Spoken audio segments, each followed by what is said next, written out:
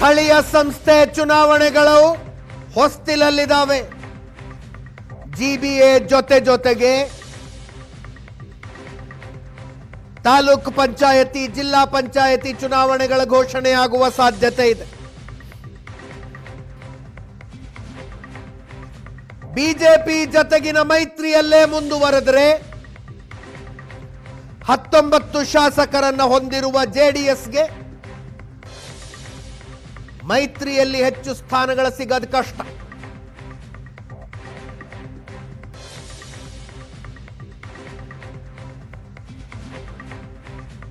ಪ್ರತ್ಯೇಕವಾಗಿ ಚುನಾವಣೆಗೆ ಸ್ಪರ್ಧಿಸಿ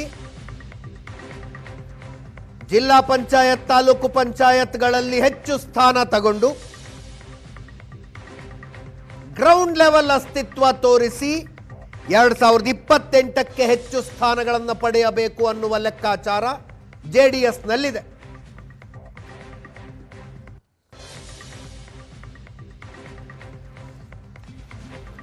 ಅದಕ್ಕಾಗಿ ಜೆಡಿಎಸ್ ಸ್ಟ್ರಾಂಗ್ ಬೆಲ್ಟ್ಗಳಲ್ಲಿ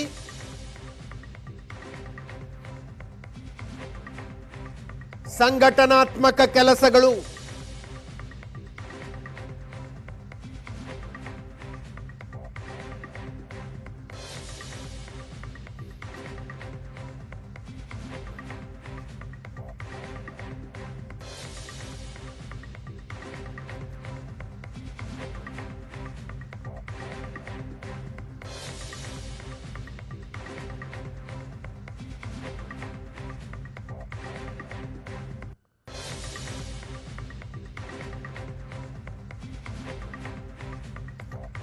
ಹಳೆ ಮೈಸೂರಿನ ಒಕ್ಕಲಿಗ ಮತಗಳನ್ನು ಒಂದುಗೂಡಿಸುವ ಪ್ರಯತ್ನ.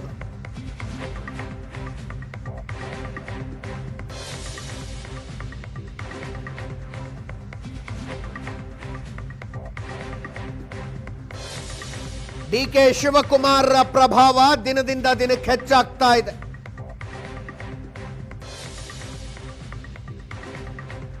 ಅವರು ಮುಖ್ಯಮಂತ್ರಿ ಆಗಬಹುದು ಅಂತ ಚರ್ಚೆ ನಡೀತಾ ಇದೆ. ಅದು ಒಂದು ವೇಳೆ ಸತ್ಯ ಆದರೆ ಮೊದಲಿಗೆ ಏಟು ಬೀಳುವುದೇ ಜೆಡಿಎಸ್ಗೆ ಹಳೆ ಮೈಸೂರು ಭಾಗದಲ್ಲಿ. ಮುಂದಿನ ವಿಧಾನಸಭಾ ಚುನಾವಣೆಯ ವೇಳೆಗೆ ತನ್ನ ಶಕ್ತಿಯನ್ನ ಹೆಚ್ಚು ಮಾಡಿಕೊಳ್ಳಲೇಬೇಕಾದ ಅನಿವಾರ್ಯತೆಯಲ್ಲಿ ಜೆಡಿಎಸ್ ಇದೆ.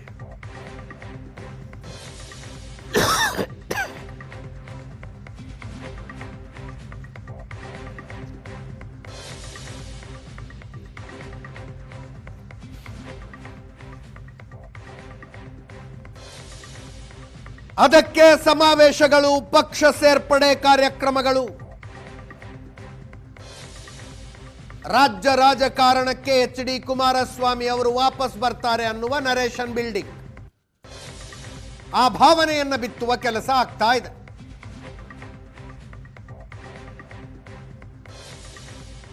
ಮತ್ತೊಮ್ಮೆ ನಮ್ಮ ಪೊಲಿಟಿಕಲ್ ಎಡಿಟರ್ ಪ್ರಶಾಂತ್ ನಾಥು ನೇರ ಸಂಪರ್ಕದಲ್ಲಿದ್ದಾರೆ. ಜೊತೆಗೆ ಜೆಡಿಎಸ್ ಬೀಟ್ ರಿಪೋರ್ಟರ್ ಸುರೇಶ್ ಕೂಡ ನೇರ ಸಂಪರ್ಕದಲ್ಲಿದ್ದಾರೆ. ಎಸ್ ಸುರೇಶ್, ವಿಧಾನಸಭಾ ಚುನಾವಣೆಯಲ್ಲಿ ಜೆಡಿಎಸ್ಗೆ ಆದಂಥ ಹಿನ್ನಡೆ ಅದು ನೇರವಾಗಿ ಡಿ.ಕೆ. ಶಿವಕುಮಾರ್ ಅವರು ಮುಖ್ಯಮಂತ್ರಿ ಆಗಬಹುದು ಅನ್ನುವ ವಾತಾವರಣ ಸೃಷ್ಟಿಯಾಗಿದ್ದರಿಂದ ಈಗ ಆ ವಾತಾವರಣ ಮುಂದುವರಿತಾ ಇದೆ. ಸೊ ಸ್ಥಳೀಯ ಸಂಸ್ಥೆ ಚುನಾವಣೆಗಳಲ್ಲೂ ಹಿನ್ನಡೆಯ ಭೀತಿ. ಹೆಂಗೆ ಮ್ಯಾಚಪ್ ಮಾಡ್ಕೊಳ್ಳೋ ಪ್ಲಾನ್ ಇದು?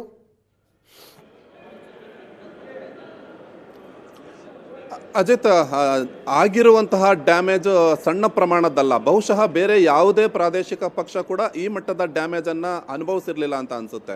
ಕಳೆದ ಲೋಕಸಭಾ ಚುನಾವಣೆ ಮತ್ತು ವಿಧಾನಸಭಾ ಚುನಾವಣೆಗಳೆರಡರಲ್ಲೂ ಕೂಡ ಒಂದು ರೀತಿ ಪೆಟ್ಟು ತಿಂದದ್ದು ಜೆಡಿಎಸ್. ಈಗ ಮತ್ತೆ ಮುಂದಿನ ವಿಧಾನಸಭಾ ಚುನಾವಣೆಗೆ ಇನ್ನು 2 ವರ್ಷಗಳು ಬಾಕಿ ಇದೆ. ಇಂತಹ ಸಂದರ್ಭದಲ್ಲಿ ಶತಾಯಗತಾಯ ಪುಟಿದೇಳಬೇಕು ಅನ್ನುವಂತಹ ನಿಟ್ಟಿನಲ್ಲಿ ಜೆಡಿಎಸ್ನ ನಾಯಕರು ಇದೀಗ ಟ್ರೆಂಡ್ ಸೆಟ್ ಮಾಡೋದಕ್ಕೆ ಮುಂದಾಗಿರುವಂಥದ್ದನ್ನು ನಾವು ಇತ್ತೀಚಿನ ಬೆಳವಣಿಗೆಗಳನ್ನು ನೋಡಿದ್ರೆ ಹೇಳಬಹುದು. ಬಹಳ ಪ್ರಮುಖವಾಗಿ ಎಲ್ಲಿ ಡ್ಯಾಮೇಜ್ ಆಯಿತೋ ಅದೇ ಭಾಗದಲ್ಲಿ ಮತ್ತೆ ಪುಟಿದೇಳಬೇಕು ಅನ್ನುವಂಥ ನಿಟ್ಟಿನಲ್ಲಿ ಹಾಸನದಲ್ಲಿ ಒಂದು ದೊಡ್ಡ ಮಟ್ಟದ ಸಮಾವೇಶವನ್ನು ಕೂಡ ನಡೆಸಲಾಯಿತು. ಕುಮಾರಸ್ವಾಮಿಯವರು ಮುಂದಿನ ಮುಖ್ಯಮಂತ್ರಿ ಆಗ್ತಾರೆ ಅನ್ನುವಂಥ ಒಂದು ನೆರೇಷನ್ ಸೆಟ್ ಮಾಡುವಂಥ ಒಂದು ಪ್ರಯತ್ನ ಕೂಡ ಆಯಿತು. ಅದರ ಬೆನ್ನಲ್ಲೇ ರಾಮನಗರದ ಭಾಗದಲ್ಲಿ ಅಂದರೆ ಬಿಡದಿ ಟೌನ್ಶಿಪ್ ವಿರೋಧಿಸಿ ಏನು ರೈತರು ಪ್ರತಿಭಟನೆ ಮಾಡ್ತಾ ಇದ್ರು, ಅಲ್ಲಿಗೆ ಭೇಟಿ ಕೊಟ್ಟಂತಹ ಕುಮಾರಸ್ವಾಮಿ ಅವರು ಹೇಳಿದಂಥ ಒಂದು ಮಾತು ಕೂಡ ನಾವು ಬಹಳ ಪ್ರಮುಖವಾಗಿ ಗಮನಿಸಬಹುದು. ನನ್ನ ಮುಂದಿನ ದಿನಗಳು ರಾಮನಗರದಲ್ಲೇ ಅನ್ನುವಂಥ ಒಂದು ಮಾತನ್ನು ಹೇಳ್ತಾರೆ. ಮಂಡ್ಯದಲ್ಲಿ ಅನಿವಾರ್ಯವಾಗಿ ನಾನು ಹೋಗಿ ಅಲ್ಲಿ ನಿಲ್ಲಬೇಕಾಯಿತು, ಮುಂದಿನ ದಿನಗಳು ನನ್ನ ಅಂತಿಮ ದಿನಗಳು ಮುಂದಿನ ದಿನಗಳು ರಾಮನಗರದಲ್ಲಿ ಅನ್ನುವಂಥ ಒಂದು ಮಾತನ್ನು ಹೇಳುವ ಮೂಲಕ ಒಂದು ಕಡೆ ನಾನು ರಾಜ್ಯ ರಾಜಕಾರಣಕ್ಕೆ ಮರಳುತ್ತೀನಿ ಅನ್ನುವಂಥ ಟ್ರೆಂಡ್ ಸೆಟ್ ಮಾಡ್ತಾ ಇದ್ದಾರೆ, ಮತ್ತೊಂದು ಕಡೆ ಅದೇ ಎಲ್ಲಿಂದ ಅದು ರಾಮನಗರದಿಂದಲೇ ಅನ್ನುವಂಥ ಒಂದು ಟ್ರೆಂಡನ್ನು ಕೂಡ ಸೆಟ್ ಮಾಡೋದಕ್ಕೆ ಮುಂದಾಗಿರುವಂಥದ್ದು. ಇವತ್ತಿನ ಸಮಾವೇಶ, ಇವತ್ತಿನ ಕಾರ್ಯಕ್ರಮವನ್ನು ನೋಡೋದಾದರೆ ಮತ್ತೆ ಮಂಡ್ಯದಲ್ಲಿ ಒಂದು ಸಮಾವೇಶ, ಒಂದು ಕಾರ್ಯಕ್ರಮ ಆಗಿರುವಂಥದ್ದನ್ನು ಕೂಡ ನೋಡಬಹುದು. ಎಲ್ಲದಕ್ಕಿಂತ ಮೊದಲು ಶುರು ಮಾಡಿದ್ದು ದೇವೇಗೌಡರು ಸ್ಥಳೀಯ ಸಂಸ್ಥೆಗಳ ಚುನಾವಣೆಗಳಲ್ಲಿ ಮೈತ್ರಿ ಇಲ್ಲ ಅನ್ನುವಂಥ ಒಂದು ಮಾತನ್ನು ಹೇಳುವ ಮೂಲಕ ಒಂದು ರೀತಿ ಆ ವ್ಯವಸ್ಥೆಗೆ ಚುರುಕು ಮುಟ್ಟಿಸುವಂಥ ಒಂದು ಕೆಲಸವನ್ನು ದೇವೇಗೌಡರು ಮಾಡಿದ್ರು ಅಂತ ಹೇಳ್ಬೋದು. ಅಂದರೆ ದೇವೇಗೌಡರು ಈ ರೀತಿ ಹೇಳ್ತಾ ಇದ್ದ ಹಾಗೆ ಏನಾಗಬಹುದು, ಮೈತ್ರಿಯಲ್ಲಿ ಇರುವಂಥ ಎರಡೂ ಪಕ್ಷಗಳ ನಾಯಕರಿಗೆ ಕೂಡ ಒಂದು ರೀತಿಯ ಸಂಚಲನ ಉಂಟಾಯಿತು ಆ ಕ್ಷಣದಿಂದ ಅಂತಲೇ ಹೇಳಬಹುದು. ನೀವು ಹೇಳಿದ್ದು ಸರಿಯಾಗಿದೆ. ಸ್ಥಳೀಯ ಸಂಸ್ಥೆಗಳ ಚುನಾವಣೆಗಳಲ್ಲಿ ಗ್ರಾಮೀಣ ಭಾಗದಲ್ಲಿ JDSಗೆ ಸ್ವಲ್ಪ ಹೆಚ್ಚಿನ ಶಕ್ತಿ ಇರುವ ಕಾರಣದಿಂದಾಗಿ ಮುಂದಿನ ದಿನಗಳಲ್ಲಿ ಸ್ಥಳೀಯ ಸಂಸ್ಥೆಗಳಲ್ಲಿ ಹೆಚ್ಚು ಸ್ಥಾನಗಳನ್ನು ಗಳಿಸಿದ್ದೇ ಆದಲ್ಲಿ, JDS ಒಂದಷ್ಟು ಶಕ್ತಿಯನ್ನು ವೃದ್ಧಿ ಮಾಡಿಕೊಂಡಿದ್ದೇ ಆದಲ್ಲಿ ವಿಧಾನಸಭಾ ಚುನಾವಣೆ ಇರ್ಬೋದು, ಲೋಕಸಭಾ ಚುನಾವಣೆ ಇರ್ಬೋದು, ಹೆಚ್ಚು ಸ್ಥಾನಗಳನ್ನು ಮೈತ್ರಿಯಲ್ಲಿ ಕೇಳೋದಕ್ಕೆ ಒಂದು ಅವಕಾಶ ಸಿಕ್ಕಂತೆ ಆಗುತ್ತೆ. ಹೇಳಿ ಕೇಳಿ ದೇವೇಗೌಡರು, ಕುಮಾರಸ್ವಾಮಿ ಇಬ್ಬರೂ ಕೂಡ ಕೇಂದ್ರದ BJP ನಾಯಕರ ಜೊತೆಯಲ್ಲಿ ಬಹಳ ಒಳ್ಳೆಯ ಒಡನಾಟ, ಒಳ್ಳೆಯ ಸ್ನೇಹ, ಒಳ್ಳೆಯ ಬಾಂಧವ್ಯವನ್ನು ಇಟ್ಕೊಂಡಿದ್ದಾರೆ. ಹಾಗಾಗಿ ಇಲ್ಲಿ ತಮ್ಮ ಶಕ್ತಿಯನ್ನು ತೋರಿಸಿದ್ದೇ ಆದಲ್ಲಿ ಹೆಚ್ಚು ಸ್ಥಾನಗಳನ್ನು ಪಡೆಯೋದಕ್ಕೆ ಅನುಕೂಲ ಆಗಬಹುದು ಅನ್ನುವಂಥ ಒಂದು ಲೆಕ್ಕಾಚಾರ. ಹಾಗಾಗಿ ಪದೇ ಪದೇ ಹೇಳ್ತಾ ಇರ್ತಾರೆ, ಮೈತ್ರಿ ನಿರ್ಧಾರ ಆಗುವಂಥದ್ದು ದೆಹಲಿಯ ಮಟ್ಟದಲ್ಲಿ, ಇಲ್ಲಿ ಏನಿದ್ರು ನೀವು ನಿಮ್ಮ ಕೆಲಸವನ್ನು ಮಾಡಿಕೊಂಡು ಹೋಗಿ ಅನ್ನುವಂಥ ನಿಟ್ಟಿನಲ್ಲಿ. ಹಾಗಾಗಿ ಮುಂದಿನ ದಿನಗಳಲ್ಲಿ ಇಲ್ಲಿ ತಮ್ಮ ಶಕ್ತಿಯನ್ನು ವೃದ್ಧಿಸ್ಕೊಳ್ಳೋದಕ್ಕೆ ಏನೆಲ್ಲ ಕೆಲಸಗಳನ್ನು ಮಾಡಬೇಕೋ ಅದನ್ನು ಮಾಡಿಕೊಂಡು ಬರ್ತಾ ಇದ್ದಾರೆ.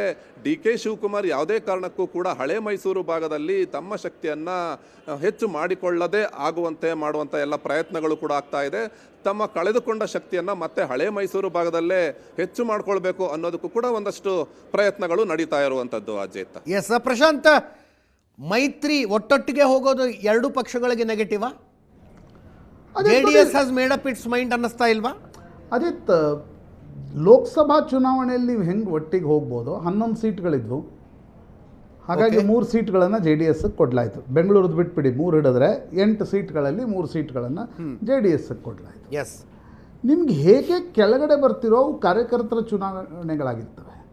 ಈಗ ಫಾರ್ ಎಕ್ಸಾಂಪಲ್ ಮಂಡ್ಯ ಡಿಸ್ಟ್ರಿಕ್ಟ್ನಲ್ಲಿ JDS ಹೆಂಗೆ BJPಯನ್ನು ಮೈತ್ರಿಯನ್ನು ಮಾಡ್ಕೊಳ್ಳುತ್ತೆ? ಆಯ್ತಪ್ಪ, ನೀವು ವಿಧಾನಸಭಾ ಚುನಾವಣೆ ತೆಗೆದುಕೊಂಡ್ರೆ 2 ಸೀಟ್ ಆದರೂ ಬಿಟ್ಕೊಡ್ಬೇಕು. ಹೌದು ಹೌದು. ನೀವು ಜಿಲ್ಲಾ ಪಂಚಾಯತ್ಗೆ ಬಂದರೆ ಅಟ್ಲೀಸ್ಟ್ ಒಂದು ವಿಧಾನಸಭಾ ಕ್ಷೇತ್ರದಲ್ಲಿ ಒಂದು ಹುಬ್ಳಿ ಏನಾದರೂ ಬಿಟ್ಕೊಡ್ಬೇಕಾಗತ್ತೆ. ಕರೆಕ್ಟ್.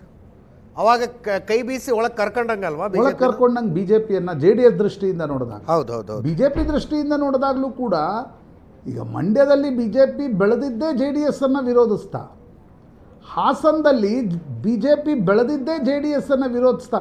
ಪ್ರೀತಮ್ ಗೌಡಗೆ ಅಪೋಸಿಟ್ ಕ್ಯಾಂಡಿಡೇಟ್ ಯಾರು? JDS-ನವರೇ ಇದ್ರು. ಹೌದು ಹೌದು ಹೌದು. ಪ್ರೀತಮ್ ಗೌಡ ಫೈಟ್ ಏನು ಕಾಂಗ್ರೆಸ್ ಜೊತೆಗಿರಲಿಲ್ಲ. ನಿಮಗೆ ಬೇಲೂರಿನಲ್ಲಿ, ಸಕಲೇಶ್ಪುರದಲ್ಲಿ BJPಯ ಫೈಟ್ ಯಾರ ಜೊತೆಗಿದೆ? ಅದು ನೇರವಾಗಿ JDS ಜೊತೆಗಿದೆ. ಯಾಕೆ ನನಗನ್ಸುತ್ತೆ ನೋಡಿ, ಎರಡೂ ಪೊಲಿಟಿಕಲ್ ಪಾರ್ಟಿಗಳಿಗೆ ಒಂದು ಸ್ಪಷ್ಟವಾಗಿ ಅರ್ಥ ಆಗಿದೆ.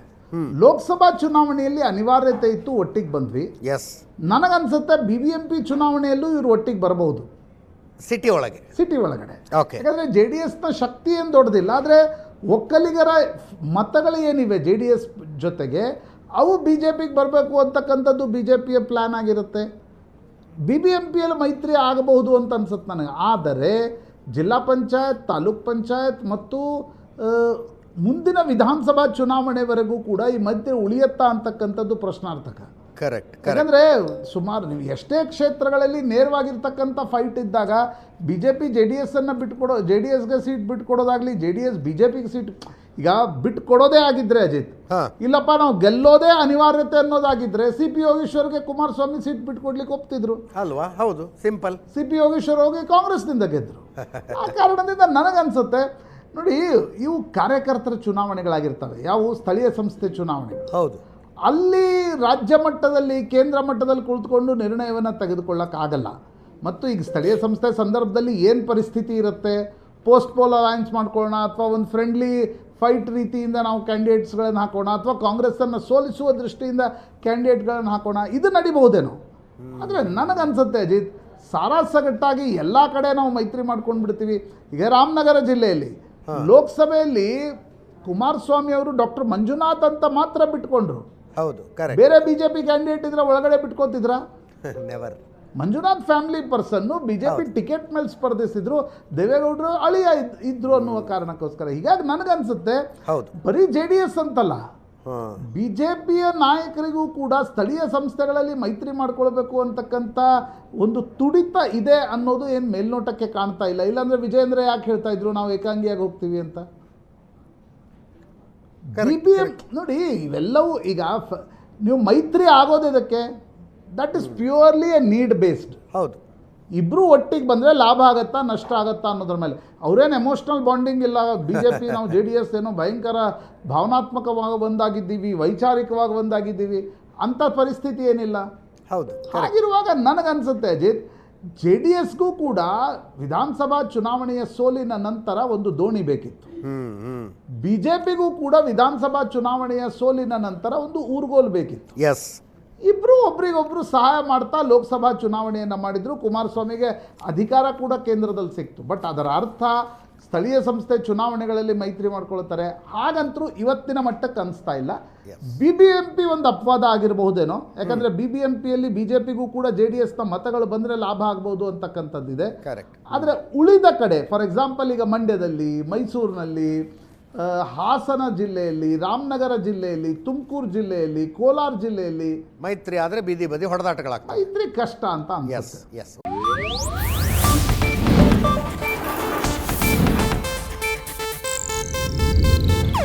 ಇದು ಏಷ್ಯಾನೆಟ್ ನ್ಯೂಸ್ ನೆಟ್ವರ್ಕ್ ಪ್ರಸ್ತುತಿ.